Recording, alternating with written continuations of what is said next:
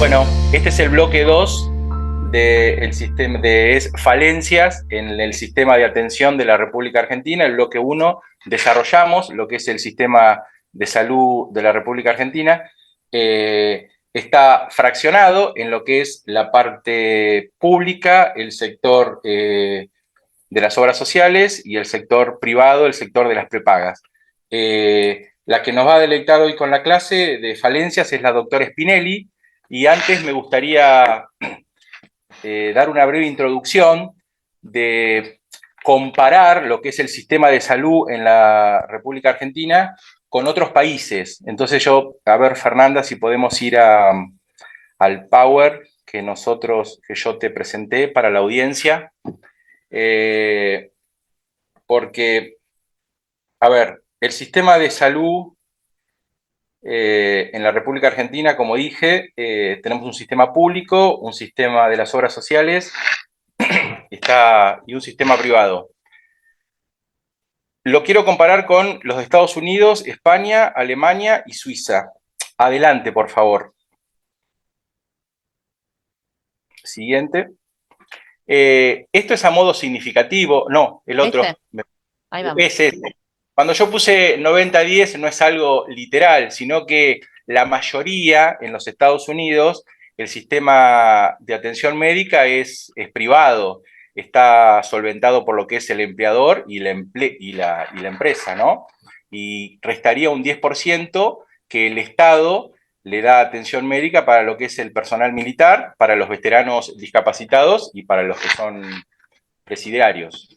Y existe un departamento de salud, de servicios humanos, que es el organismo del gobierno estadounidense para proteger la salud de todos los ciudadanos y proporcionar servicios de atención médica esencial. O sea, lo básico lo pueden proporcionar, pero de ahí a atenderse con calidad ya es un 90% de atención es privado, ¿no? Siguiente, por favor. A diferencia de Estados Unidos, en España son políticas públicas, es 100% de políticas públicas. El que maneja eso es el Ministerio de la Sanidad, extendiéndose a todas las comunidades autónomas que gestionan sus propios servicios de salud. Esas comunidades tienen la responsabilidad de la planificación y provisión de los servicios sanitarios. Y cada una de esas comunidades cuenta con su propio presupuesto y está dirigida por una Conserjería de Sanidad que organiza y administra los recursos. En síntesis, España tiene políticas públicas. Siguiente, por favor. Los otros dos países, en Alemania existe el seguro de salud obligatorio. Tenemos algo de menor calidad que sería el seguro de enfermedad obligatorio y el otro que presta servicios de mayor calidad, que es el seguro de enfermedad privado. Eso lo abonan directamente los asegurados y los empleadores. Siguiente, por favor. En Suiza es exactamente lo mismo, el sistema es privado. Todos los habitantes están obligados a contar con un sistema de asistencia médica. Cualquier persona residente en Suiza tiene que contratar el seguro médico básico, que es obligatorio, y pagar una cuota mensual en la caja de salud que elija. La caja de salud se llama en Suiza a las empresas de seguros médicos. Por tanto, existe competencia de mercado entre las diferentes cajas. En síntesis, las políticas de salud en España son políticas públicas, en Estados Unidos es un gran porcentaje privado y un menor porcentaje público, y lo que es en Suiza y en Alemania es 100%, es obligatorio el sistema privado. Pero además de el sistema de salud de la República Argentina comparado con estos países, yo creo que lo importante para una calidad de atención médica no es el tipo de sistema de salud, ya sea privado, público, en Argentina que está fraccionado en tres, sino la sociedad en la cual está inmersa ese sistema de salud. Si nosotros tenemos una sociedad de corrupción, tenemos una sociedad de desvío de fondos, de desidia, de incompetencia, todos los sistemas de salud van a fallar. Entonces, nosotros somos equipos técnicos para que podamos generar proyectos de ley y dar ideas liberales para volver a la meritocracia, volver a la esencia, volver a la honestidad y despojarnos de todo lo que es la desidia y la corrupción que nos ha dado tantos años de kirchnerismo. Ahora voy a pasar a darle la palabra a la doctora Spinelli para que hable sobre las falencias de nuestro sistema de salud en la República Argentina. ¿Cómo les va? Buenas noches. Bueno, estuvimos hablando mucho con Hugo de cómo íbamos a ver esta reunión del día de hoy. Primero quiero agradecer a Hugo y a Fer. Son dos pilares que a mí me ayudaron a estar hoy acá y extensivo a Miriam y a Sebastián Pareja, así que muchas gracias a todos y por ser parte de esta importante lucha que es la cultural, ¿no? Yo voy a hablar de falencia en el sistema de salud. Le voy a pedir a Fer que ponga Te comparto. el power que le Sí, sí, mandé. sí.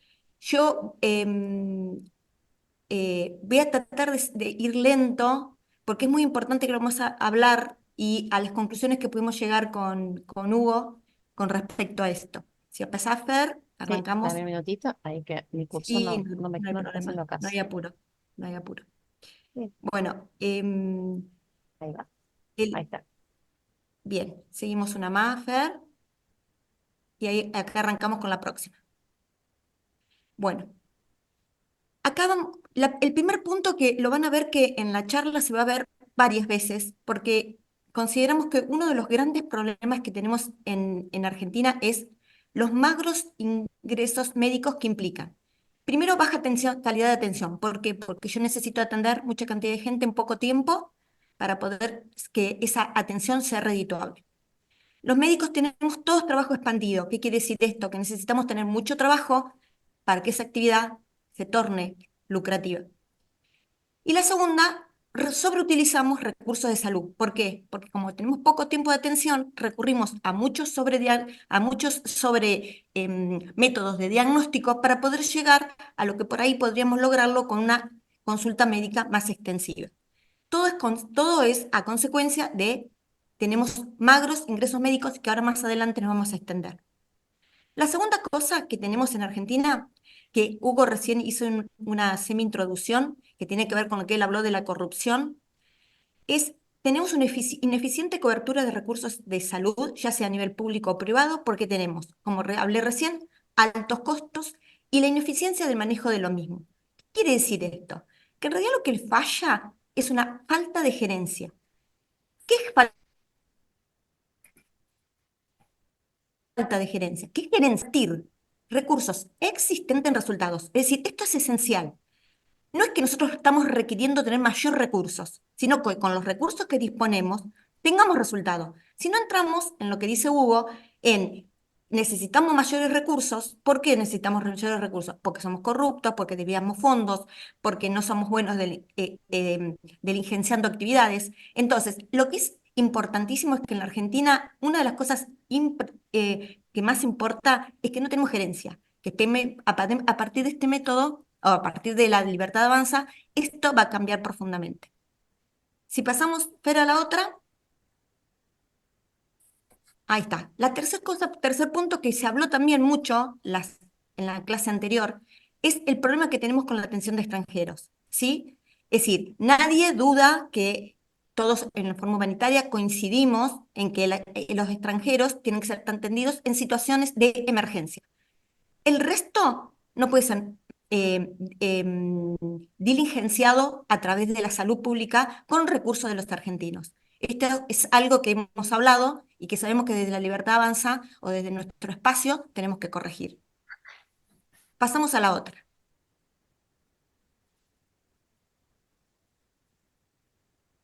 Bueno, esto se habló también la semana pasada y lo quisimos traer acá a debate, que es que tenemos una concluyente caída en las especialidades médicas, dado los escasos recursos de salarios para su formación, versus la alta demanda de sistemas de emergencias o guardias. ¿Qué quiere decir esto? En todos los lugares exigen por ley que haya un médico de guardia, 24 horas.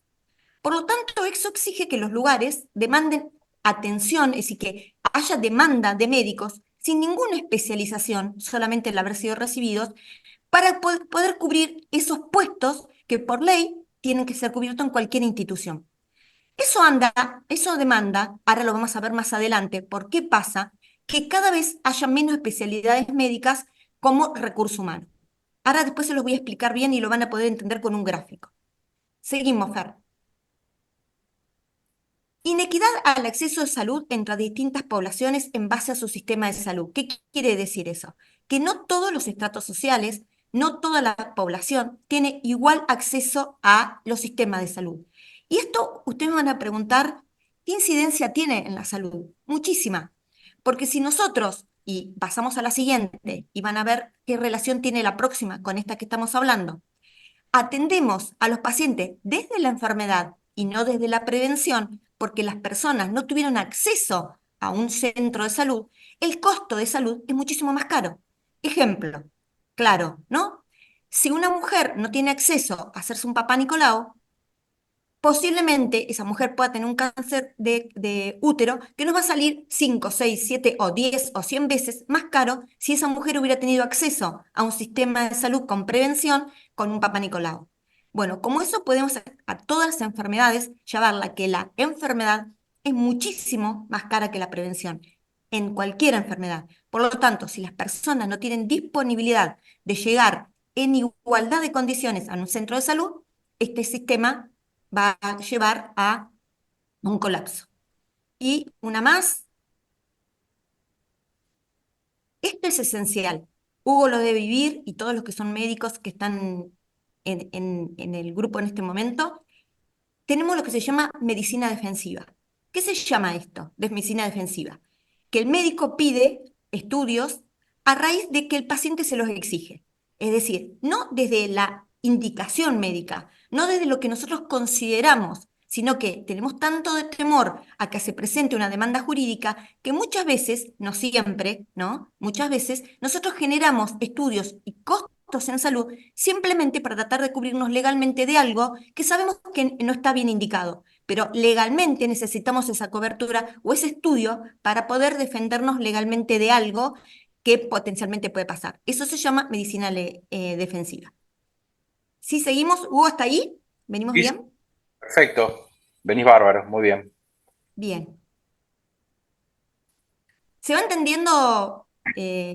No sé si todos van entendiendo más o menos lo que venimos La medicina hablando. defensiva lo vivimos a diario. A veces nosotros tenemos que pedir estudios complementarios y más, o sea, no sabemos si defendernos más en el ambiente público y en el ambiente privado, porque capaz que vos decís, el ambiente público no es un mayor poder adquisitivo, pero el tema es que en el ambiente público también es una batalla donde está todo lo que es la mafia y todo lo que son los caranchos, los abogados que van a buscar pleito y vivir de lo que pueden sacar tajada y buscar nuestros errores cuando quizás no los hay.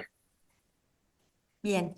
Es común, seguramente, bueno, yo que hago un poco de medicina general también, por ejemplo, vienen pacientes y me dice, estúdieme todo, de la cabeza a los pies, pero ¿por qué tiene algún síntoma? No, por las dudas. Y pídame una tomografía, como si ese costo de esa tomografía fuera absolutamente gratis, que ahora lo vamos a ver, cuánto implica para un sistema de salud el hecho de que alguien haga acceso a esa medicina. Después tenemos otro problema que es la saturación innecesaria de el turnos de especialistas ante falta de políticas sanitarias, sobre todo existiendo tres niveles de atención. ¿Qué significa esto? Se los voy a traducir. En medicina tenemos tres niveles de atención. La primaria, que es vendría a ser el médico generalista. Después tenemos el especialista. Y como tercer nivel de atención tenemos lo que sería la internación o centros de alta especialización. Muchas veces los pacientes saltan el primer nivel y van directamente al especialista, sin haber pasado por algo que posiblemente hubiera podido ser resuelto por un médico generalista o con un médico clínico, lo cual hace que ese costo sea muchísimo más alto y se sobresature ese médico que tendría que ser utilizado por alguien que realmente lo requiera. ¿Sí? Bien. Pasamos al próximo. Lo que pasa es que en eso déjame aclarar que el sistema de salud también te lo permite, diferente lo que es el sistema de salud en España, que tenemos los médicos de cabecera, y sin una orden del médico de cabecera no adquirís el especialista. Por ejemplo, yo como cirujano vascular, acá me consulta y bueno, atiendo el teléfono, vienen a mi consultorio, directamente hago la primera consulta. En otros lugares, en España, si vos no tenés la orden de la indicación del médico de cabecera, no acceden al especialista. No solamente eso, que es muy interesante lo que acaba de decir Hugo, sino que en España, en el caso de que alguien, que como él explicó, el sistema es público, si alguien tuviera una prepaga, lo que nosotros llamaríamos una prepaga, y tuviera acceso directamente a un especialista, pasa algo muy, digamos, del sistema de España, que es así, en el primer sistema de acceso a la salud, si es público, la medicación es absolutamente gratuita si un paciente va a la farmacia. Si un paciente va con una prepaga y se atiende con un médico fuera del sistema, tiene que pagar el 100% de la medicación, aún teniendo obra social. Es decir, es parte de lo que ellos instrumentaron como un sistema público, ¿no? Bueno, después tenemos demanda insatisfecho de métodos de alta complejidad cuando es necesario. Esto lo aclaré porque estamos hablando, acá hablamos mucho de cuando nosotros pedimos estudios no necesarios. Ahora, también tenemos que esta demanda de estudios no necesarios hace que cuando realmente tengamos la necesidad de ese estudio en pacientes con poca accesibilidad, esos estudios no se pueden generar porque no los tenemos, porque ya fueron sobreutilizados. Seguimos, Fer.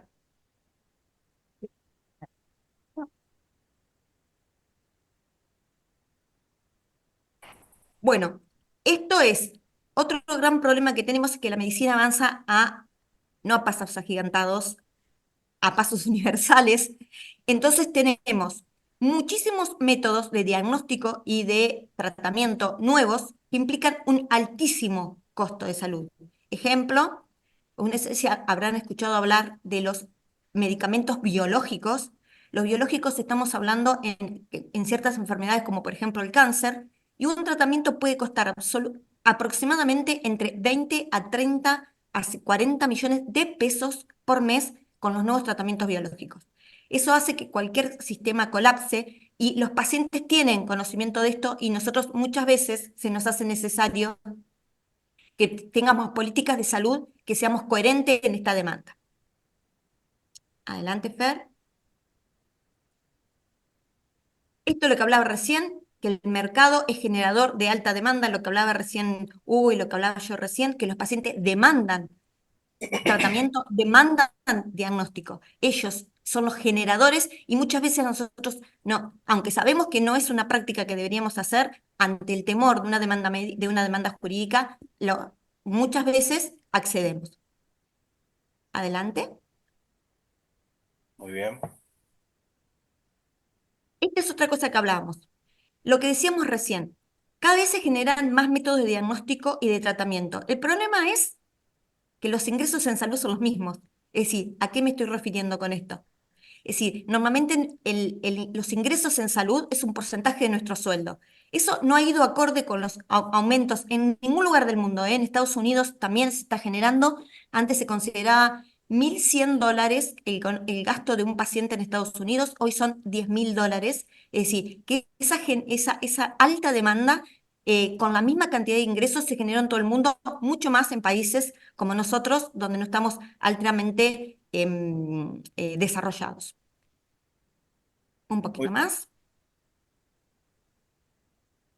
Otro gran problema que tenemos, la longevidad, ¿sí? Es decir, esa longevidad no solo implica mayores años de atención a un paciente, sino que al tener mayor cantidad de años, tiene más enfermedades, por lo tanto, el costo en salud es muchísimo más alto, ¿sí? Por la longevidad y por la aparición de nuevas enfermedades.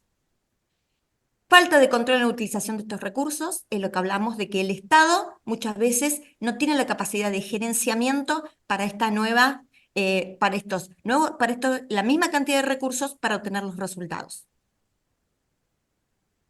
Me parece. Y esto lo verán en todos lados, los esfuerzos heroicos para salvar la salud. Hoy, un bebé que nace de 1 kilo, lo tenemos 6, 7, 8, 9 meses en una incubadora. Los pacientes que están con tratamientos paliativos que generan una demanda que a veces sobrepasa incluso hasta lo humano.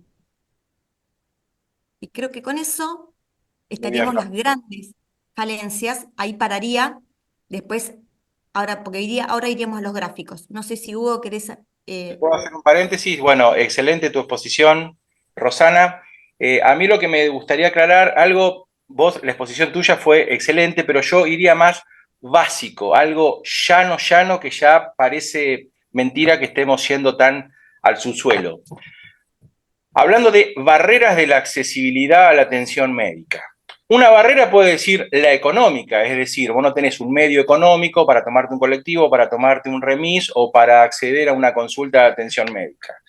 Pero hay barreras mucho más básicas, como son los caminos. Por eso lo que yo dije recién y quiero recalcar es que no importa el sistema de salud en el cual tengamos, si sea público, privado o como los otros países que comparé, sino que en la sociedad en la cual estamos inmersos. Porque si nosotros estamos, y volviendo a la desidia, a la corrupción, al desparpajo, al desvío de fondos, uno no tiene ni caminos para acceder a la atención médica. Y hay algo muy básico que se los quiero comentar, que yo como médico de un hospital público, en el cual estoy viendo hace, yo no sé si 5, pero 3 o 4 años, es la dificultad de expresión verbal de su dolencia, el cual nos impide arribar a algún diagnóstico, porque para lo que nosotros,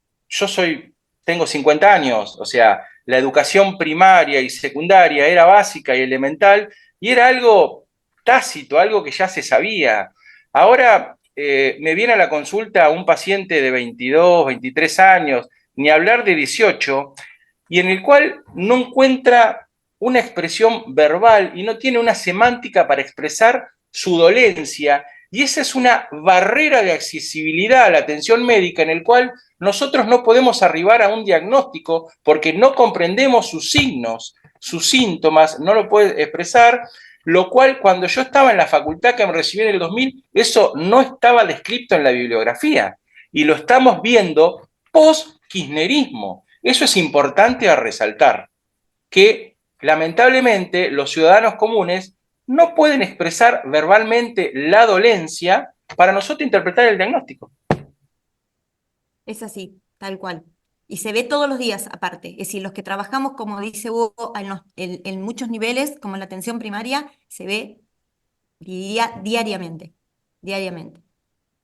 Bueno, Fer, si seguimos, voy a poner un ejemplo práctico que creo que acá podemos también entrar. Doctor Lares, ¿le puedo hacer una consulta? Y por supuesto, adelante. Raúl Sedmer de Saavedra, Pigüé. Usted dice que la incapacidad de expresión del paciente hace que ustedes no puedan recepcionar, digamos, cuál es el tipo de dolencia. Usted asume que eso es un tema de educación, o sea, que todo este tiempo... Es un sistema cultural de educación en el cual, a ver, si el abuelo, la madre o el núcleo familiar está en una cuestión de que no tiene educación y no sabe leer y escribir, o tienen como una cultura de diálogo que están, a ver, en sociología existe lo que se llama la cultura y dentro de la cultura están las subculturas. Están dentro, inmersos en una subcultura de expresión verbal en el cual cuando van a la consulta nosotros no nos vienen con palabras que para ellos y no salen de ahí. ¿Me explico? No salen de ahí, entonces eso es, sí. Tenemos, no sé si quieren un ratito abrir preguntas, pero tenemos a Ignacio Rouco y si no seguimos y después... No. Dale, Está Fer, que Bueno, Ignacio, ¿querías consultar? A Sí, Ignacio ¿qué y tal? después seguimos. ¿Qué tal? ¿Cómo te va? Mira, soy profesor de matemáticas de escuelas secundarias acá en la provincia de Buenos Aires, estatales, y es terrible la cantidad de alumnos que llegan al secundario que no saben leer y escribir, es sideral. ¿No has pasado chicos de tercer año que después de la pandemia, en el tercer año justo, empezar a estar con ellos y no saben leer y escribir. Y cuando haces notas, decís cuál es el problema y te dicen, bueno, explicarle más o menos cómo empezar a leer y escribir, le decía, no, hay que ver algo completo desde la primaria, hay que hablar con la inspectora nuestra y que la inspectora nuestra hable con la de primaria y ver en ese colegio qué está pasando en ese o en esos colegios, porque no puede ser que lleguen a segundo o tercer año del secundario sin saber leer y escribir. Realmente es, ni hablemos matemática, bueno, yo soy profesor de matemática, es algo que no sabes cómo encararlo, cómo hacerlo. Entonces pienso, esos mismos chicos después quieren ir a la facultad. Es imposible. Y bueno, se tienen que hablar, estar con ustedes los médicos. Es algo agobiante, realmente. Así que bueno, también estoy esperando poder hablar y poder estar en la reunión de educación que vi que va a haber más adelante. Gracias. Muchas gracias por tu Bueno, aporte. una cosa importante es cuando yo hago las indicaciones al paciente, le pregunto si sabe leer y escribir. Siempre.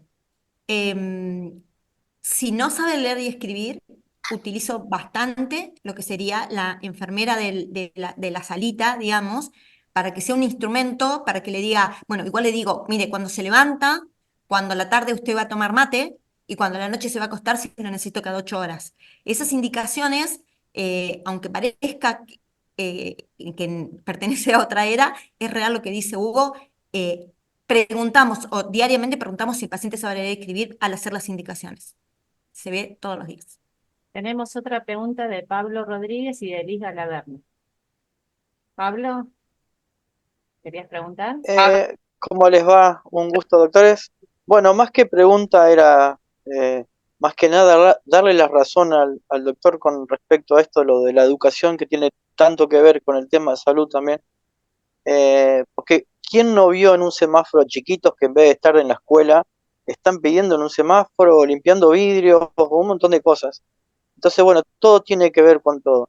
Y con respecto a lo que la salud en sí, yo creo que esto de la diferencia de trabajo negro que existe, que tenemos más del 50%, también no colabora nada en el tema de la salud, dándole la razón también en ese punto, porque si 5 van a pagar el atenderse 10, va a ser complicado, así que el cambio que hay que hacer es más cultural que Por otra eso cosa, creo ¿no? que no depende del sistema de salud, sino en la sociedad que estamos inmersos. Esa es la... Exacto, exacto. Muy Y bien, gracias tenemos Pablo. también última en esta tanda a Liz.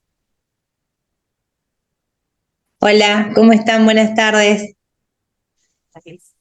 Bueno, los agarré un poco tardecito, pero yo soy una de las mamás que está involucrada con la reglamentación de la ley oncopediátrica y este tema a nosotros nos está preocupando mucho, ¿no?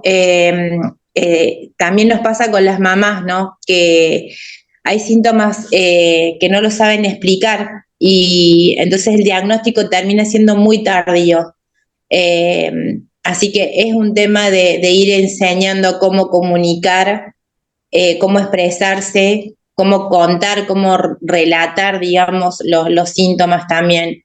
Porque en el caso de que hay bebés, es mucho más complicado, nenes que no saben ellos solitos contar, ¿no? En el caso de los niños es muy importante que los padres sepan y tengan recursos en cuanto al discurso, ¿no? Y que tengan capacidad de relatar lo que les pasa. Así que bueno, era un poco para acotar sobre eso, que lo vivimos muy de cerca en el hospital nosotros. Muchas ¿Vieron gracias, Liz. Gracias. dónde nos conducen estos temas? En vez de hablar de sistemas de atención médica, sistemas de salud, estudios complementarios, nos lleva a lo más llano y a lo básico, que es a lo cultural, ¿no? A la dialéctica. A la educación, sí, tal cual.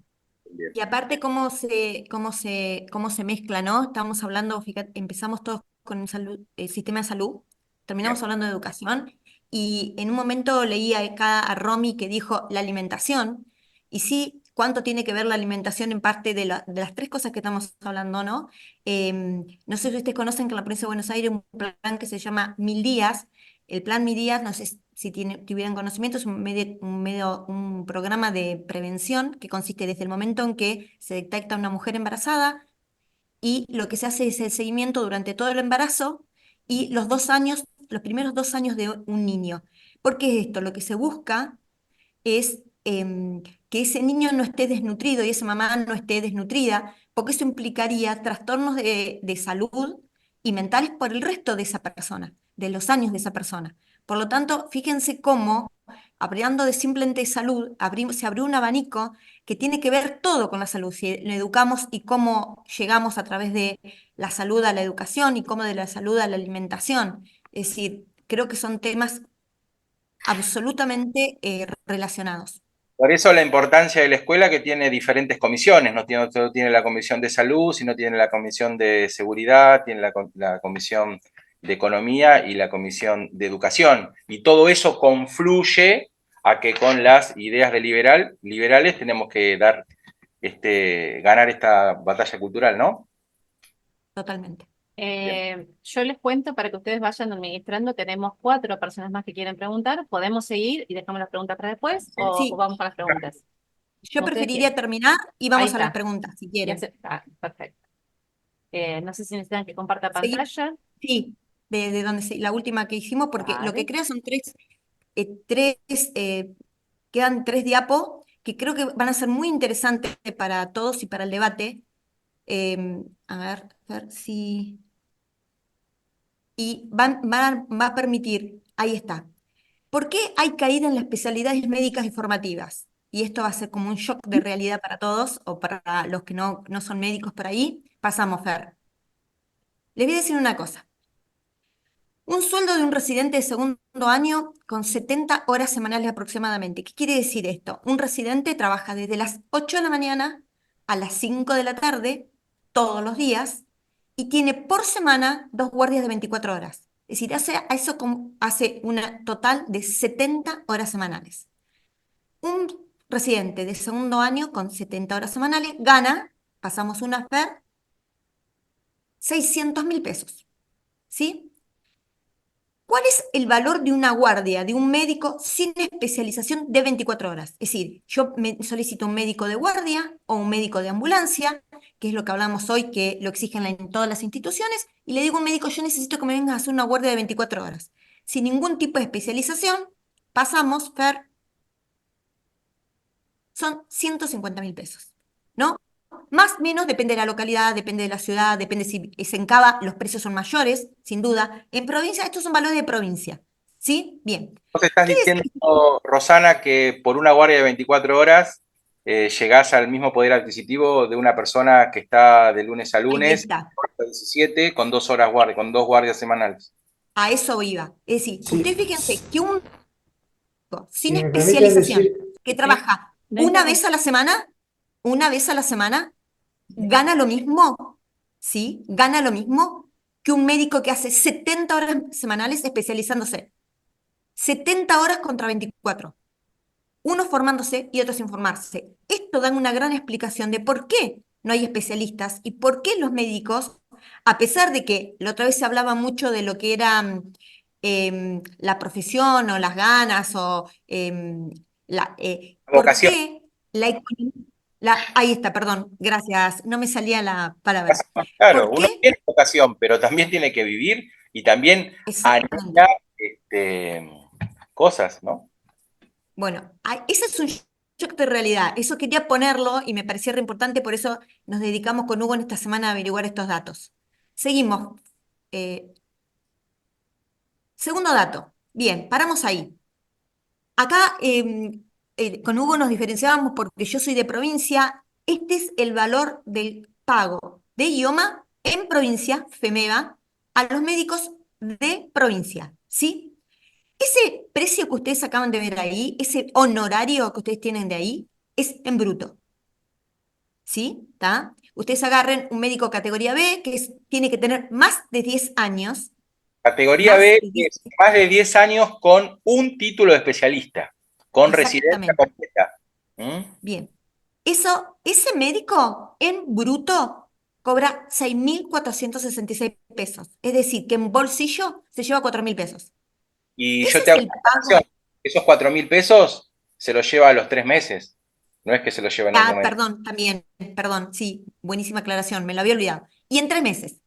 Esa es la realidad de un médico de idioma, ¿sí? Ahora, Fer, pasa. Este dato me llegó como si fuera, yo le decía hoy a Fer, como si fuera del cielo, seguramente lo mandó nuestro presidente. Hoy nos llegó el círculo médico, ¿cuánto me gana un médico en España? Quiero que vean abajo el valor de lo que están pagando hoy una consulta en España. Si es primera cita, 200 euros. Yo quiero que hagan el cambio pongámosle a 1.000, no está a 1.000, está mucho más que 1.000, mucho más que 1.000. El euro debe estar en 1.400 más o menos, pero pónganle a 1.000. La consulta son 200.000 pesos, ¿sí? Una videoconsulta 200, una consulta escrita 200, y si es una segunda opinión, es decir, que consultó por segunda vez por la misma cosa, por la misma enfermedad, 300 euros.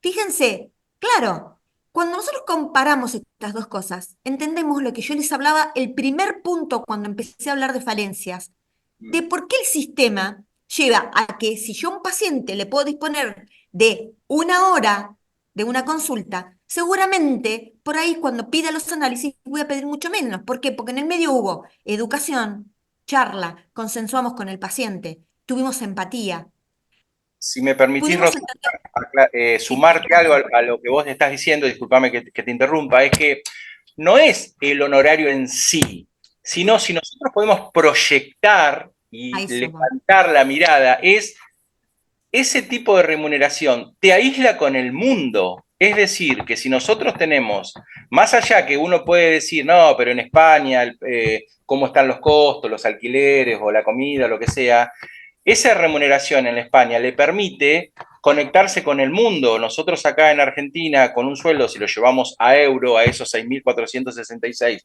sacándole los costos, cobrándolo a 3 meses con la inflación que hay, no nos podemos conectar con el mundo. Eso es lo más triste.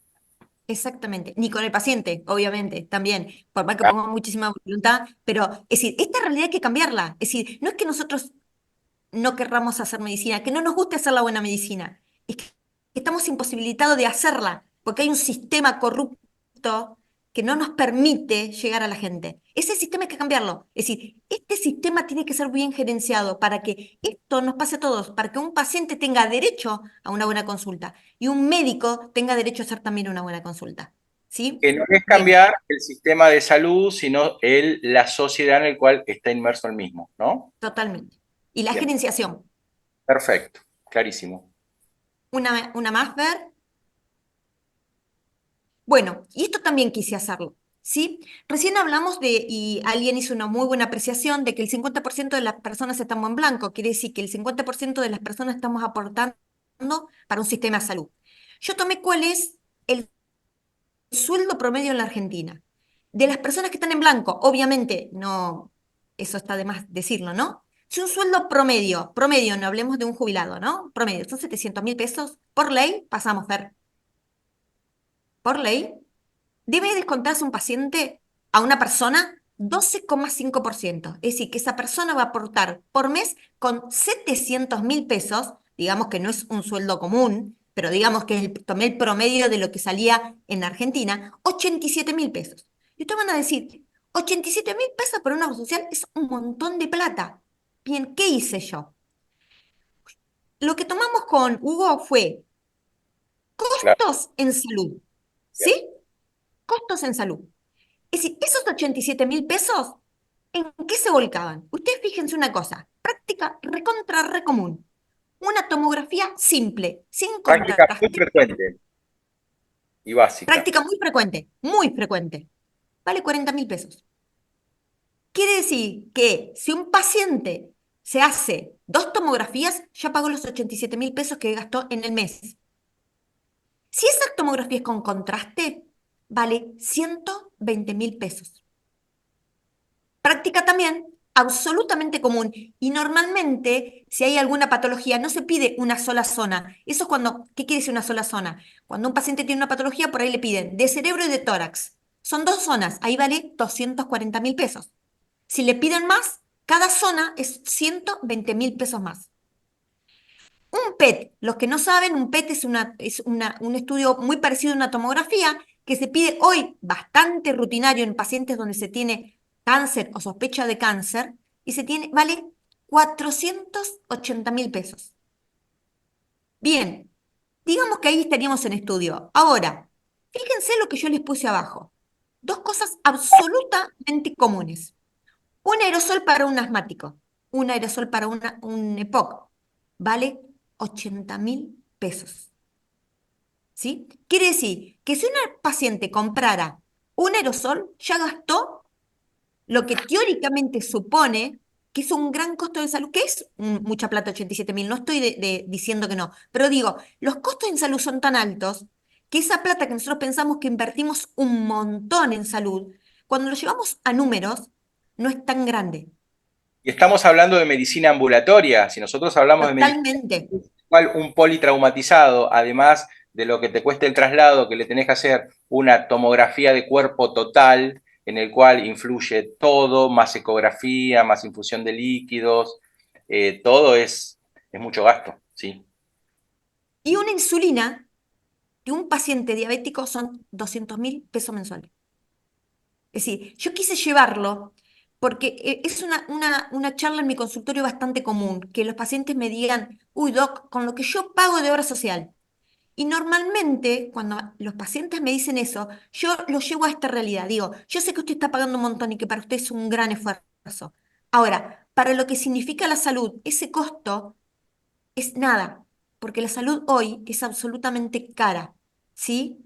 Hay Estamos una en... situación, sí, discúlpame Rosana que te corte, sí. hay una situación que nosotros nos enfrentamos, y lo podrá saber Herminio, lo podrá saber el doctor Salomón que está acá presente y otros médicos más, es cuando nosotros nos presentamos frente al paciente que está en la consulta y nosotros le hacemos la receta de 2 o 3 medicamentos y nos pregunta a nosotros, de los 3 puede comprar uno, cuál es, que nosotros los orientemos, cuál puede ser mejor de los 3. Y los 3 tienen actividades diferentes y es la combinación el cual le va a dar el buen resultado a la resolución de su patología. Y nos enfrentamos a esta situación, lo cual es crítico y es muy frustrante para nosotros en la atención diaria, ¿no?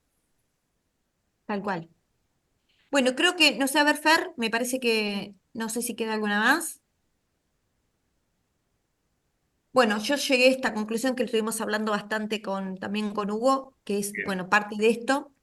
El asunto no es gastar mucho, sino hacerlo bien, que tiene que ver muchísimo con lo que estuvimos hablando hasta recién. Bueno, y estamos abiertos a preguntas o no sé, Hugo, si querés aclarar algo más o decir algo más. Sí, no, acá tenemos al doctor Olivieri y el doctor Fabio Salomón, que está en nuestra mesa académica, así que yo le pediría a Fernanda, disculpame Norma, mi compañera de PAMI, y Alejandra y Alejandro Sinali, si le podemos dar la palabra a los doctores y después estarían ustedes. ¿Puede ser, Fernanda? Por supuesto. Herminio, está silenciado, Herminio, para que te dé silencio. Ante Ahí todo, está. felicitaciones por este trabajo. Es tan enorme esto para hablar, es tan amplio, que podríamos dar 3 o 4 sesiones con esto, horas y hablando, y nunca terminaríamos. Pero lo que han dicho, esto es la base de todo. Yo tengo 50 años de médico, cumplidos hace 2 semanas. Y esta semana voy a cumplir 50 años en el Hospital Británico, que es el único hospital que trabajé en mi vida. Fui practicante en el Hospital de Adrogué, mi querido Hospital de Adrogué, como decía Fabiola, pero en el Hospital de Adrogué yo vi lo que era la medicina, digamos, digamos, dura, ¿no? Allá era un poco mejor. Ahora, todo esto que dijeron Hugo y la doctora, no es para que nosotros ganemos más plata en las consultas.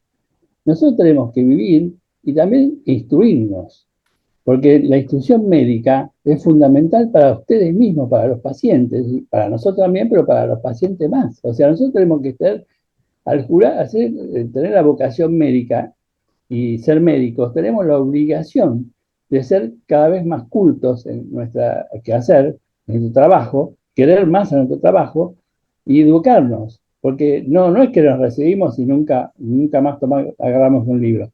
Yo, por ejemplo, hace 2 años, cuando fue la pandemia, tuve que dejar de suscribirme a una revista que se llama Futananker, que es Pito Villo, que yo soy especialista en eso, y, y me salía más o menos, es una revista americana, que eran 2 números, un número cada 2 meses, o sea, 6 números por año, y a mí me salía $3.000 esa revista. Antes lo podía pagar, pero después ya no lo pude pagar más. Y comprar un libro, Hugo lo debe saber muy bien, un libro hoy en día es inalcanzable. O sea, menos mal que tenemos Eso, muchos el comentario que yo hice, que la remuneración de una consulta te aísla con el mundo, porque vos estás diciendo que no podés importar una revista para tu formación, que lo que va a impactar es en el mejor diagnóstico del paciente.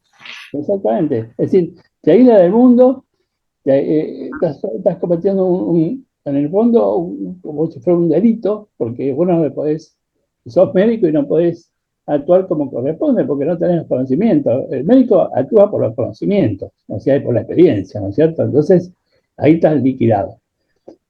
Yo te voy a agregar 2 o 3 cositas que yo he visto en mi vida. Yo conozco la medicina de Canadá, porque tengo una hija que vive hace muchos años, he visitado mucho Canadá y sé cómo trabajan allá. La medicina de Inglaterra, de Reino Unido, por el Hospital Británico, y la de Francia. La de Reino Unido y Canadá son muy parecidas, es exactamente el sistema igual de PAMI, pero como dijo Hugo, no hay corrupción allá. Entonces funciona. Es decir, funciona perfectamente. El sistema, si no depende de la sociedad y de cómo funciona la política. Entonces, todo es rápido, el paciente que tiene, por ejemplo, para que entiendan ustedes, un paciente que tiene una fractura de cadera, una anciana tiene una fractura de cadera, es una urgencia médica. Ese paciente, si no se opera rápido, se muere. Entonces, ¿qué hacen allá? Lo he visto presencialmente, lo operan lo más pronto posible, es más, lo operan casi el mismo día que se fracturó. Acá yo he visto pacientes... En un hospital público de la provincia de Buenos Aires un paciente con fractura de cadera. Te lo digo, 45 días para que venga la prótesis, mínimo. Sí, más o menos. Y otra cosa, yo he visto pacientes en PAMI, por ejemplo, que eran pacientes míos, se fracturó la cadera, lo mandaban a PAMI a internarse a la clínica, lo mandaban a la casa porque decían que tenía presión alta. Y yo decía, entonces me llamaban y yo decía, pero ¿por qué lo mandaron a su casa? Porque dice que tengo presión alta y cuando me cure la presión me van a operar. No, cuando cure la presión yo pensaba, se va a morir, porque va a pasar 2 o 3 meses. No se va a curar la presión arterial, va a estar controlada, pero no se la va a curar. Y es así, como decís vos. ¿Podemos dar la palabra a otros del auditorio, Herminio? ¿Podemos ir haciendo, por favor? Sí, podés ir diciendo que hay muchos que levantaron la mano. Sí. La última que digo y nada más que es importante para mí.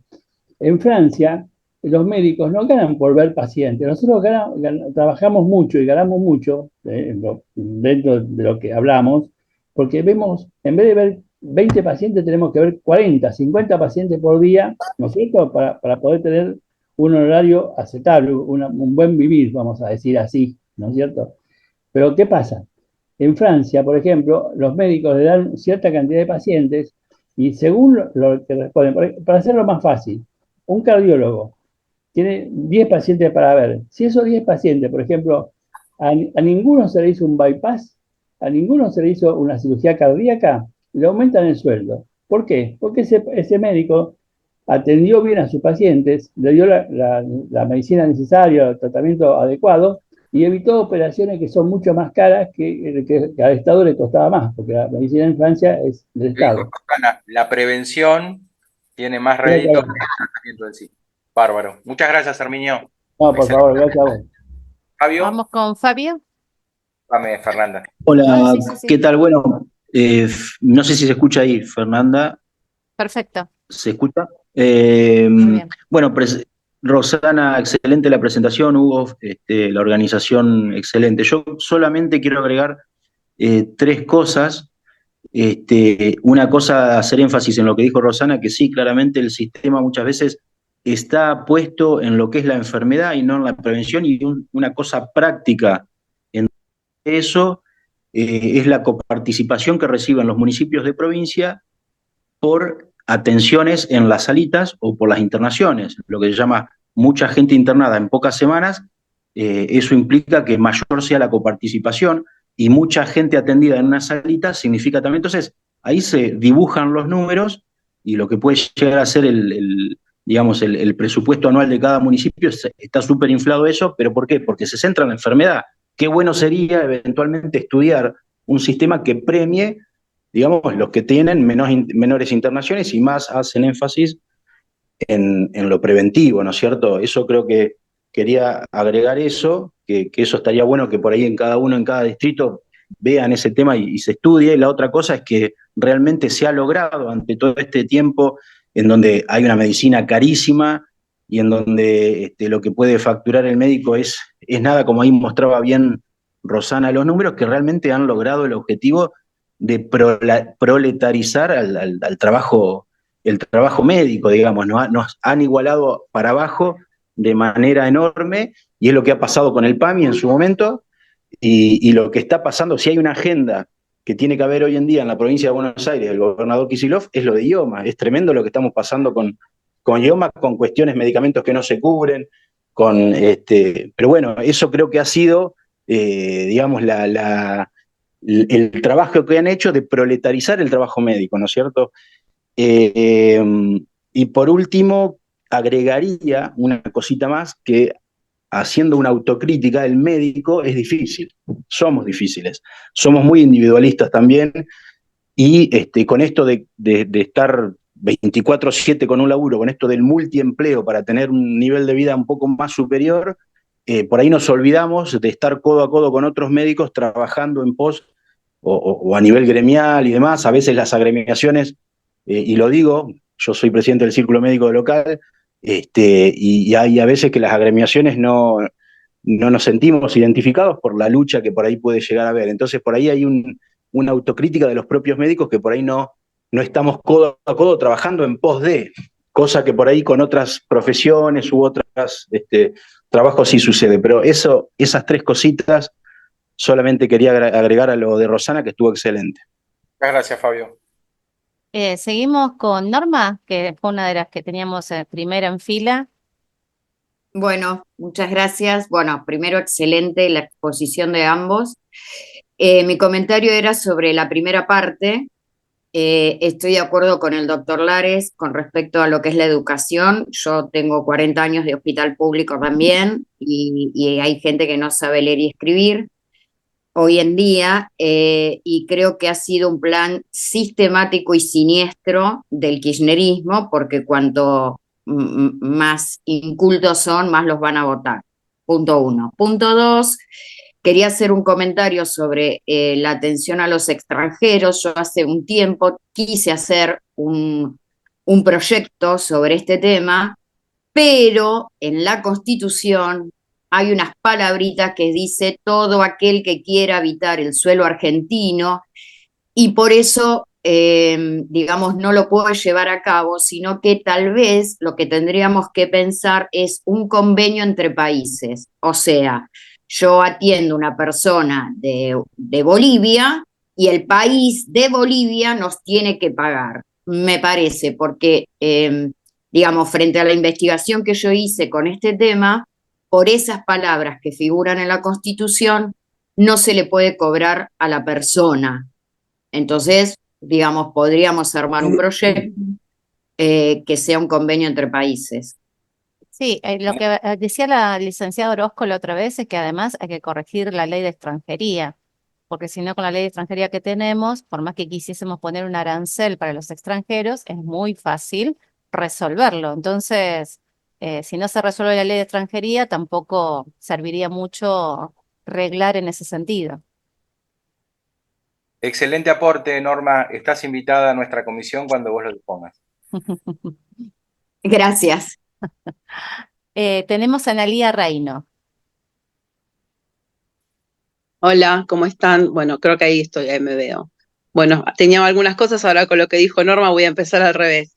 Yo soy abogada, soy profesora de Ciencias Políticas, soy mamá referente de la Red Pubertad Precoz Argentina, que es una enfermedad endocrinológica infantil que se quintuplicó a partir del encierro del ASPO en todo el mundo. Hablando primero de lo que dijo Norma, La Constitución habla de todo aquel que quiera habitar en el suelo argentino, pero arranca diciendo para nuestra prosperidad. La interpretación legal que se le hace a ese ítem que mencionó acá la señora es que aquellos que vengan a trabajar y a aportar a la nación son los que tendrán los mismos beneficios que los nacionales. O sea que por ese lado no habría un vacío legal, sino que habría que hacer un juego interpretativo de la norma. Sí coincido con el tema de modificar la ley de extranjería, que es algo que se viene pidiendo desde por lo menos el 2003. Bueno, hablando de lo que quería hablar en el primer punto, yo creo, y lo he visto en la red, nosotras somos de toda la República Argentina y ahora estamos luchando por la reglamentación de la ley, al igual que los oncopediátricos. Hemos tenido reunión en el Ministerio de Salud. Nuestra ley es la 27732. Hemos visto exactamente lo mismo en cuanto a, yo lo llamo, falta de recursos simbólicos. Mucha gente que no sabe expresar lo que tiene, pero creo que esto guarda relación también con la falta de calidad de la salud, no porque no tenga vocación el médico, sino porque no tiene tiempo. Entonces, un médico que no puede escuchar a una persona que tal vez tiene sus recursos simbólicos completos, no va a poder escuchar a aquel que no los tiene, porque no tiene tiempo, no porque no tenga vocación. Entonces nos encontramos con madres que no entienden lo que les pasa, no se lo saben preguntar al médico o se lo preguntan y vienen y dicen el médico me trató mal, el médico me habló mal, el médico no me explicó. No, es que el médico, al igual que el abogado y muchas profesiones que tienen su ciencia y sus palabras específicas, te lo explica desde su conocimiento, su ciencia y no sabe trasladarlo al llano, bajárselo al criollo, como le digo yo, a la gente. Y la gente que no entiende, y peor aún la que entiende menos por no tener recursos simbólicos, se encuentra desesperada. Más el sistema, que está dotado de burocracia y de ineptitudes, sobre todo en la provincia de Buenos Aires, llegan las familias desesperadas a la... Perdón, te silencié sin querer, Analía. Desmuteate de vuelta. Ahí está, no sé Acá. hasta dónde se escuchó. Listo. Bueno, decía, las familias no entienden lo que le dijo el médico, no entienden mucho menos cómo ir a hacer el trámite, por ejemplo, desde salud pública hasta la prestadora privada y la prestadora sindical. Y, por ejemplo, nosotras tenemos el PMO que lo logramos en el 2021 y las personas entran y dicen, me tienen que dar la medicación gratis. Y nos cuesta mucho hacerle entender a las familias de las provincias que el PMO rige para obras sociales y prepagas nacionales. Entonces, imagínate el esfuerzo, yo soy la única mamá abogada en el grupo, el esfuerzo y el tiempo que me ha llevado a explicarle a la gente, desde la patología que tienen hasta dónde conseguir un médico, porque además no hay endocrinólogos infantiles. O sea, con esto, los invito a que conozcan nuestra lucha y bueno, y coincido 100% con lo que dice la médica. No hay especialistas, no ganan lo que tienen que ganar y les encajan pacientes porque se los encajan para atender en 10, 15 minutos, cuando hay mucho que hablar quizás de la patología que tienen, sin contar con la barbaridad que le cobran las prestadoras en cuanto a los descuentos y a los copagos, que digo barbaridad no porque no lo merezca el profesional, sino porque no llega el profesional.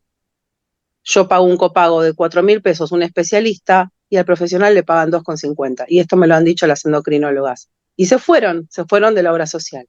Así que bueno, gracias a los profesionales por estar y excelente la charla, muy bien organizada como siempre. Gracias por el espacio. Gracias a Doctor vos. Lares, quería hacerle un comentario y no interrumpo más, se lo juro. Estamos en una guerra cultural y la batalla diaria es por recuperar. Usted sabe que yo tuve oportunidad de estar 3 años trabajando en una embajada en Venezuela. Yo soy suboficial del ejército y soy profesional y fui a trabajar a la embajada. Es el socialismo del siglo XXI que nos ha traído acá. O sea, este arrastre cultural tiene que ver con eso. O sea, lo que ellos logran es que los mejores cubanos, los mejores venezolanos, los mejores argentinos se vayan y que quede aquello que ellos suponen que van a arrastrar o suponen que van a cultivizar.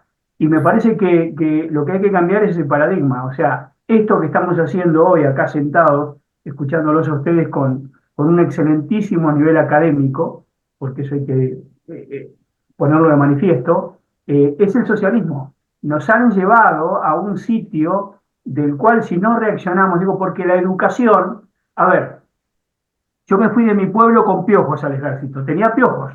Por más que esté pelado ahora, cuando era chiquito tenía mucho pelo. Y me eduqué, y me eduqué, y me eduqué, y me eduqué. Y fue lo que a mí me salvó, fue la educación. Fue el poder estar con gente que me elevó a un nivel donde pude yo salir. Entonces, este es un tema de educación. Los chicos no van a la escuela porque no tienen comida, van a la escuela a comer, lo hacía yo. Entonces, de ahí viene la cosa. La doctora bien decía, las mamás que preventivamente cuando se embaraza van a la consulta y ya le hacen un seguimiento. Gracias a Dios que tenemos eso, porque si no, imagínense toda esta gente que hace 20 años que no tiene cultura. Esto es lo que ha logrado el socialismo y esto es lo que el socialismo quiere, que seamos así de ignorantes para poder manipularnos. Por eso hay que dar la batalla. Esto es así. Disculpen la demencia, ¿no? No. Absolutamente. La tenemos a Silvia ahí también. Silvia García. Hola, ¿qué tal? ¿Cómo les va? ¿Qué tal, Bueno, Silvia? muchas gracias. Muchas gracias por, la verdad que hermoso escucharlos a los doctores. Bueno, yo en realidad quería un poco también preguntarles, bueno, yo tengo mi mirada, soy arquitecta y obviamente en función de la pandemia, en algún momento obviamente tuve que avanzar sobre lo que era arquitectura hospitalaria en función de lo que era el nuevo contexto de enfermedades, pero además de eso, tengo la suerte, entre comillas, de estar un poco conectadas con algunas, digamos, personas que, como ustedes también, trabajan en el sistema hospitalario y que, obviamente, o sea, más allá de esta descripción, digamos, desde la dimensión económica y de la gestión, que es tan conflictiva en la provincia de Buenos Aires, teniendo en cuenta la cantidad de habitantes, creo que también es importante pensar en la dimensión de el soporte de la infraestructura, sobre todo de la cuestión pública. Y a partir de eso, también entender, digo, que es no solamente o sea, por más hitos de aportes y desarrollos que ha generado el gobierno que venimos teniendo en el oficialismo provincial, ustedes mismos deben haber transitado como mucha cantidad de pacientes toda esta cuestión de lo que implica atenderse en un hospital, ¿no? Y a eso sumada las cuestiones de, por ejemplo, de la falta de gestión de la aparatología, este conflicto que tuvieron con los stents, por ejemplo, a nivel cardíaco, ¿no es cierto?, que se entraron en un momento de crisis, tengo entendido. Yo conozco casos que me constan porque son personas que han estado gestionando en el gobierno anterior el anclado de tomógrafos en la aduana por una cuestión que ya inclusive venían arrastrándose en las gestiones anteriores. Bueno, una serie de situaciones que tienen que ver con la infraestructura y el equipamiento que también agravan. Entonces, a mí me parecería importante que nosotros que queremos de alguna forma tener la posibilidad de pensar en aportes o en ideas, por ahí si ustedes tienen una mirada al respecto que nos oriente. Digo, en alguna época, y muy lejos de mi visión, digo, había aparecido el Plan Carrillo para aquella época, para aquellas situaciones, eran otras cosas, otras necesidades, y hoy tenemos otro plano, digamos, de acción y de gestión en la infraestructura hospitalaria, inclusive hasta de negocios. Yo me consta que he visto, porque me los han comentado, el tema de lucrar con el cambio de infraestructuras o que un bioquímico entre a Lelina Serna de acá de La Plata y que diga, este laboratorio no sirve porque no cumple las normas de bioseguridad. Y entraron 2 equipos de trabajo, por ejemplo. Entonces, bueno, me gustaría saber, a ver qué opinan de este tema. Gracias. Gracias a vos, doctores. Me gustaría, si podés, fue tan amplio el discurso que no me quedó concreto. Perdón. La pregunta, ¿no? ¿Cómo ven el tema de la infraestructura o la incidencia de la cuestión de la infraestructura hospitalaria en todo este problema para poder mejorarlo, digo? ¿Qué se puede hacer? ¿Qué piensan ustedes? Lo que pasa que ha aumentado la población, ha aumentado la patología, ha disminuido la prevención, ha aumentado el narcotráfico, ha aumentado la delincuencia, ha aumentado la inseguridad. Todo eso tiene un alto índice de consultas por guardias, por emergencia, entonces no puede suplir los que son las patologías crónicas y no puede suplir la atención en la consulta no urgente. Entonces, han quedado chicos la cantidad de hospitales en base a la distribución dentro de la población. O sea, habría que poner más hospitales, concomitantemente mejorar todo lo que es la condición social, política y económica de nuestra sociedad, ¿no? Lo que pasa que también hay que tener en cuenta una cosa, contestando a tu pregunta, es lo que hablábamos hoy de aprender a gestionar, ¿no? Es decir, creo que tenemos que priorizar hoy lo que significa que un paciente tenga atención, como hablaba recién una mamá que ni siquiera tienen atención de endocrinología, entonces es muy difícil pensar en una reestructuración edilicia cuando no tenés ni siquiera hoy los recursos humanos necesarios para atender una consulta básica, ¿sí? Entonces, creo que lleva un cambio de estructura muy grande, que esperemos que se produzca desde este espacio, para que pensar en algo edilicio, empezar desde lo básico, que es la accesibilidad a la salud. En base a eso, yo creo que tiene que ser un planteamiento, sin duda, todo lo que dice Hugo, porque la población creció y quedamos ediliciamente en inferioridad de condiciones, pero es tanta...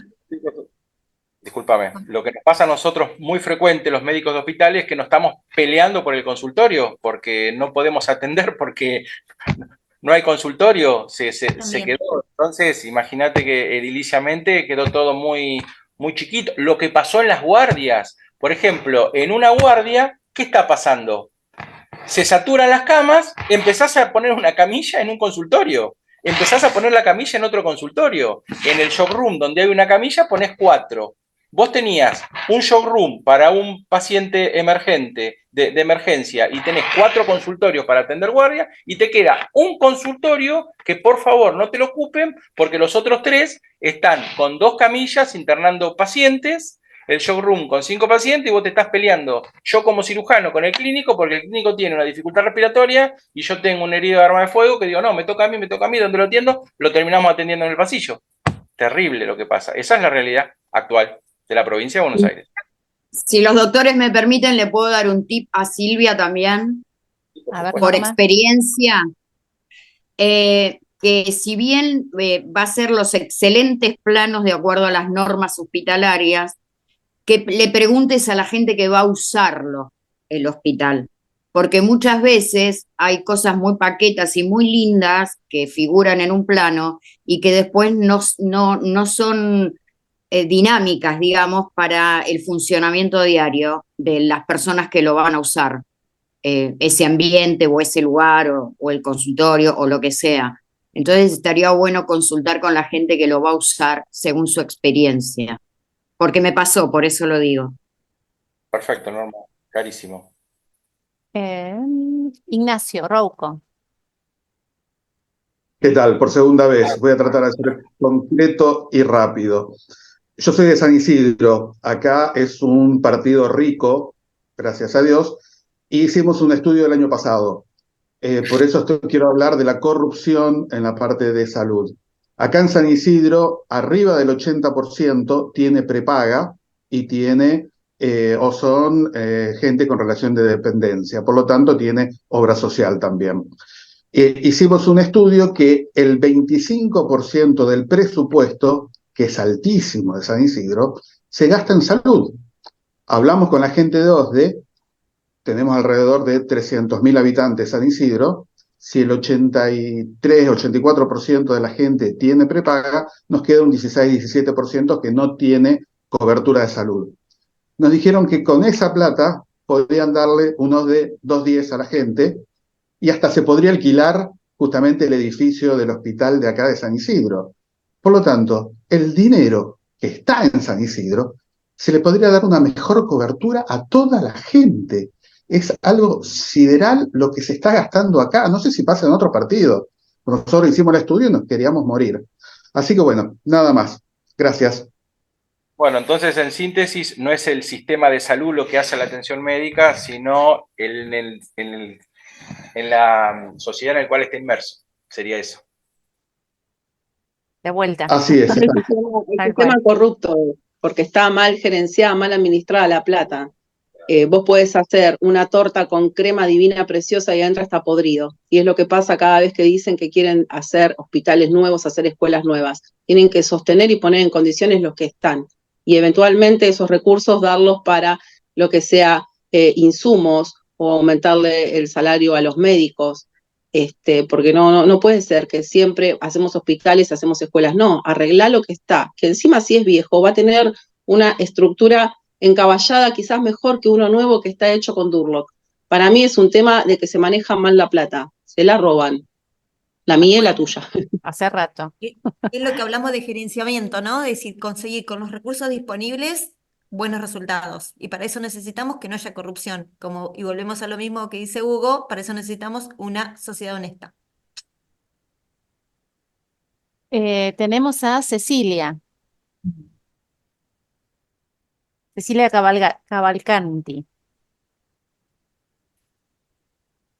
¿La Ceci?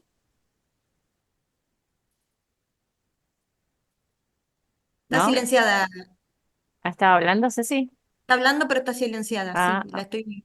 Desmuteate, Cecilia, por favor.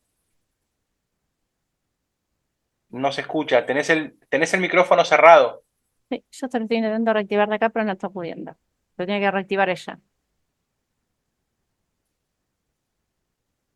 No. Bueno, Vamos a ir con otro y después si lo puede solucionar. bárbaro. Nos queda Liz Calaverna. Ay, sí, yo de nuevo, la cordobesa. Decinos, ¿Cómo Liz. ¿Cómo andan? Sí, yo los escucho y bueno, en Córdoba vivimos situaciones, por ejemplo, con el tema del hospital de urgencia. Los hospitales que son de urgencia están atendiendo un montón de patologías.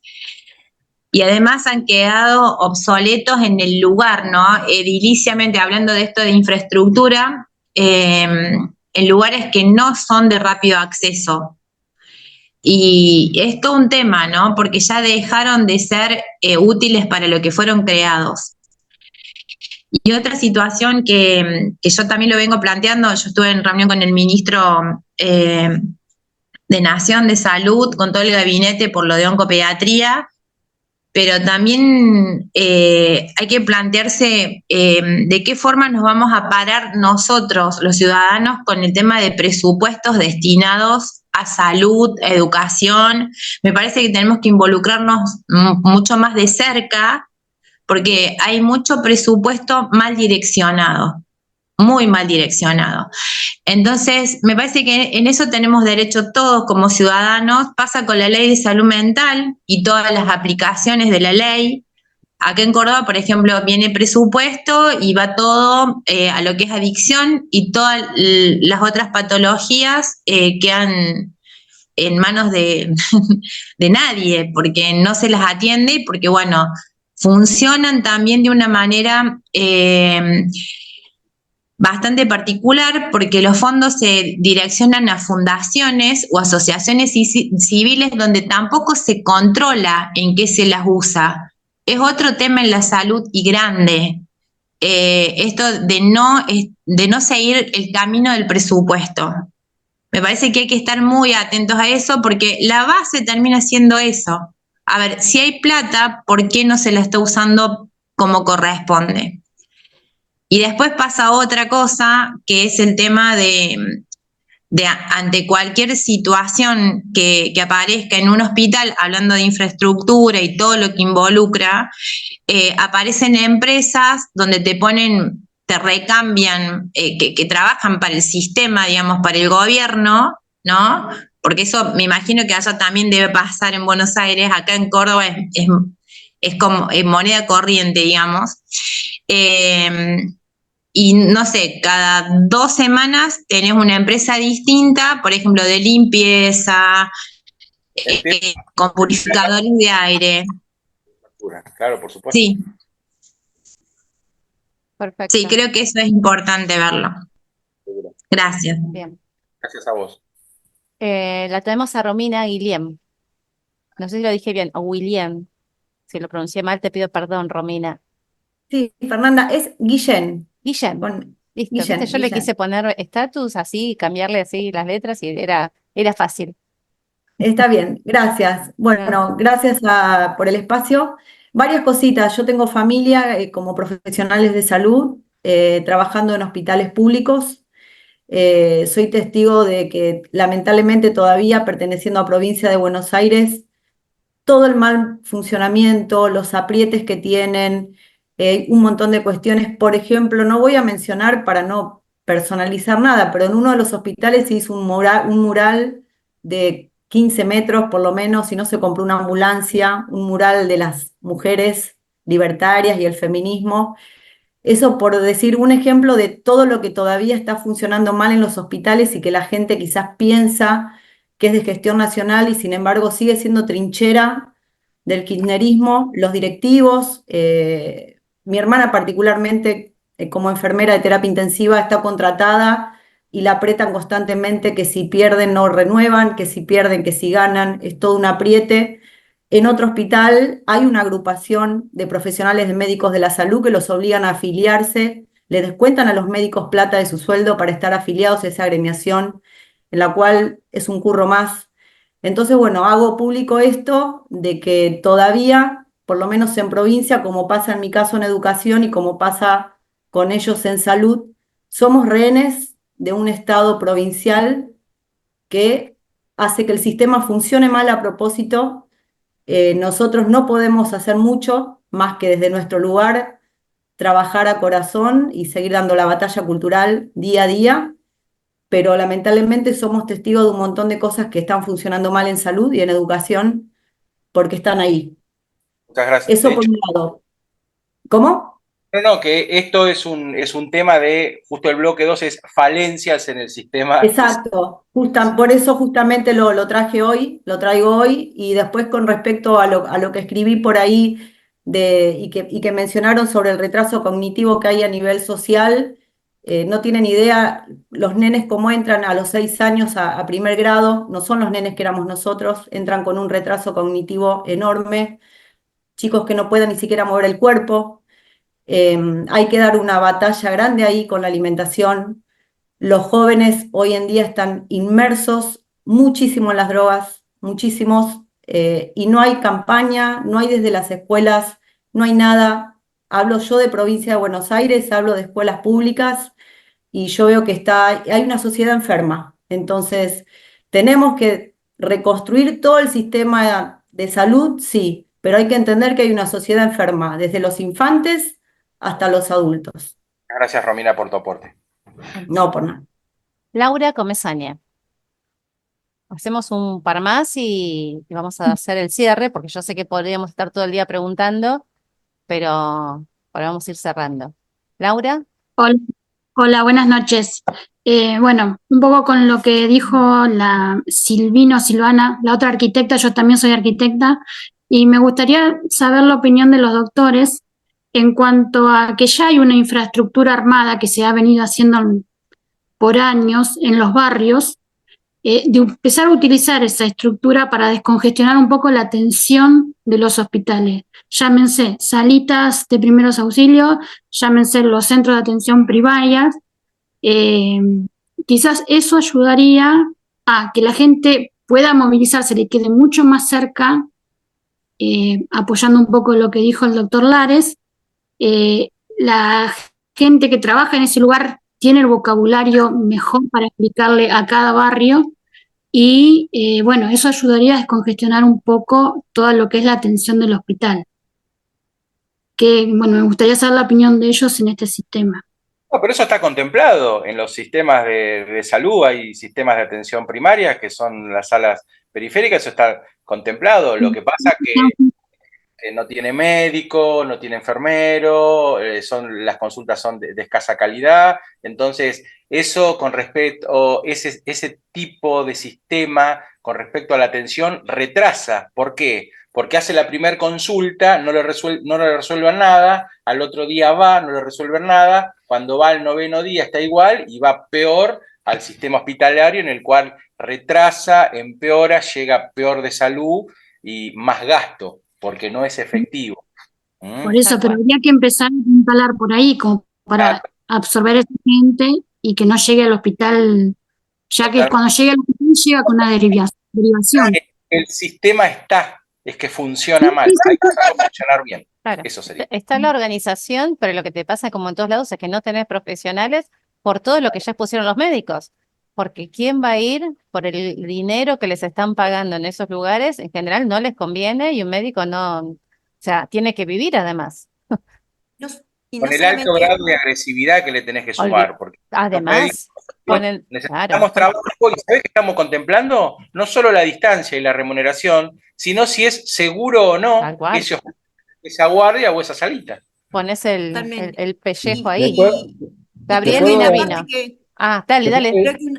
Creo que hay una parte que también tenemos absolutamente descuidada, que a mí particularmente me pasa hablando de esto de las salitas. Yo trabajo en 3 salitas periféricas, es el asunto del enfermero. Es decir, un enfermero hoy gana muchísimo menos que un médico. De hecho, un enfermero acá, particularmente que es municipal, las salitas periféricas, de 8 a 12 y de 3 a 6 de la tarde está ganando 220.000 pesos.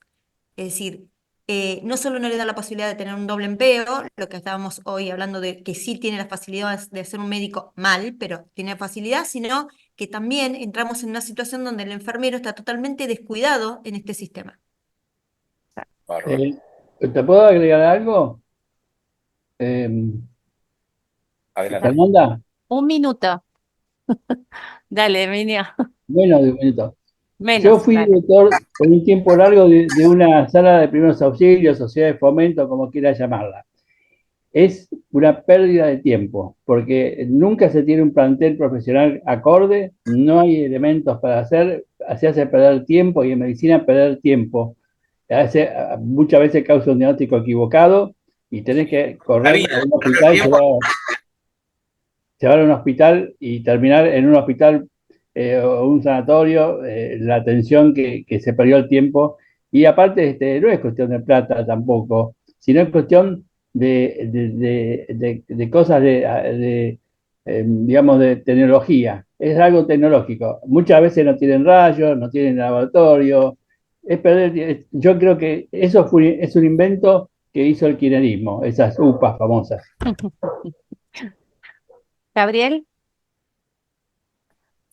Yo voy a ser breve, obviamente me comprometo con toda la comisión de gestión para vincularnos con Hugo, con Rosana y con todo el equipo para hacer las propuestas de mejoras necesarias ahora, ya, mañana, y empezar a tratar de hacer planes de gestión y se soluciona muy fácil. Los que trabajamos en el privado entendemos que es una cuestión del sistema organizacional del sistema en sí mismo, pero no solo en salud, sino en todas las áreas del Estado, y un sistema sin auditoría, sin controles, sin personas idóneas, en lo que hoy mencionaba Rosana, la gerencia, ¿sí?, del sistema, la gerencia de un hospital, las direcciones. Hoy lo que recién mencionaba ella, está ganando un médico lo que gana un contrato de un asesor político en un municipio, ¿me entienden lo que digo? O sea, un profesional que se preparó cobra lo mismo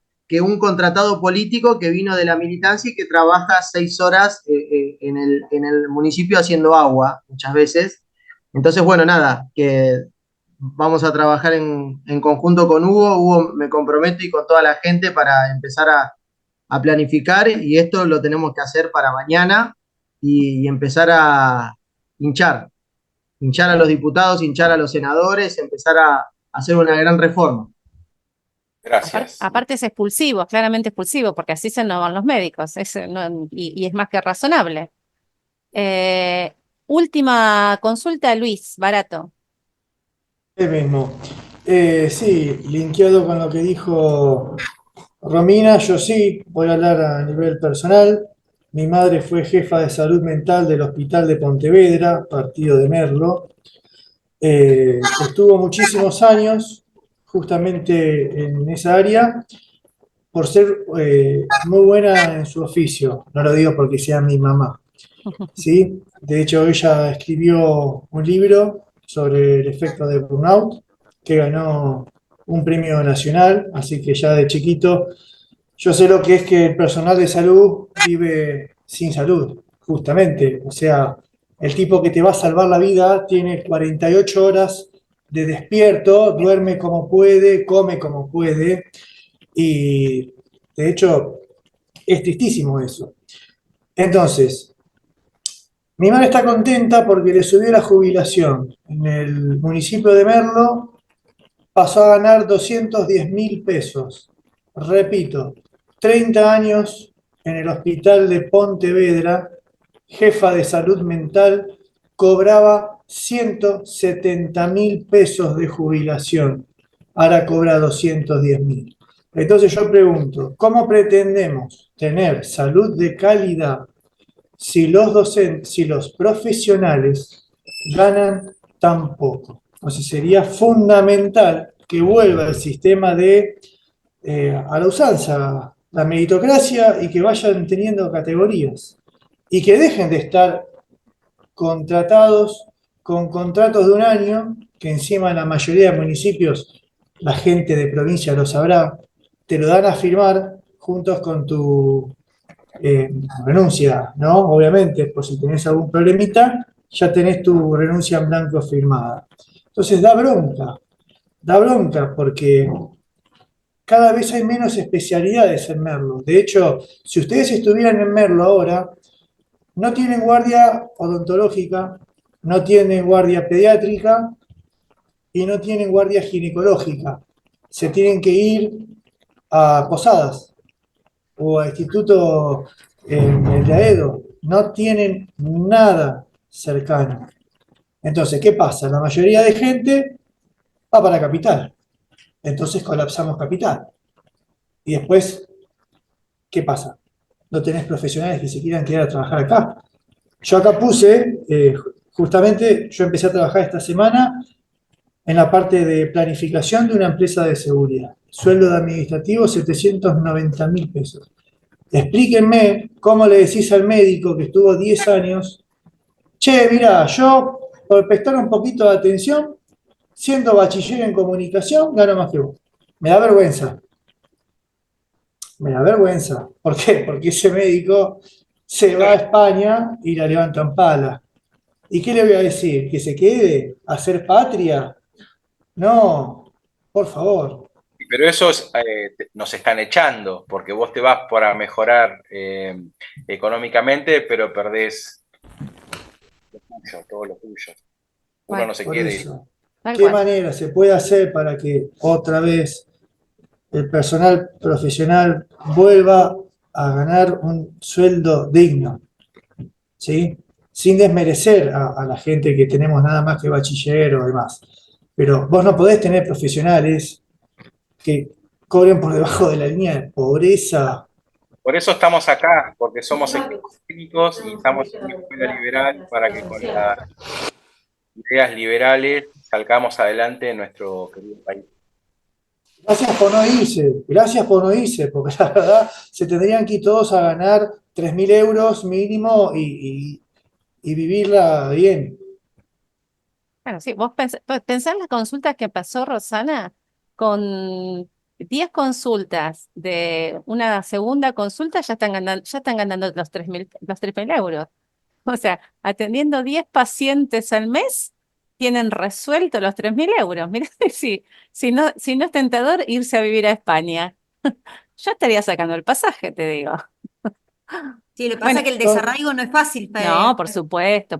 Es real lo que dice Hugo, y uno que ama la uno en patria esta y balanza se la pone y en el juega. otro pone los afectos, que es muy difícil de abandonar. Claro, pero ¿quién puede juzgar al que toma una decisión, ¿no es cierto?, de irse y asegurarse que todo lo que estudió y todo lo que gastó estudiando lo pueda poner en valor. ¿Quién, o sea, en un valor económico también, que es A ver, nosotros estamos en un mundo socialista que nos ha tirado por abajo el mérito. Bueno, nosotros estamos acá para trabajar para que el mérito tenga un valor y tenemos que trabajar para eso.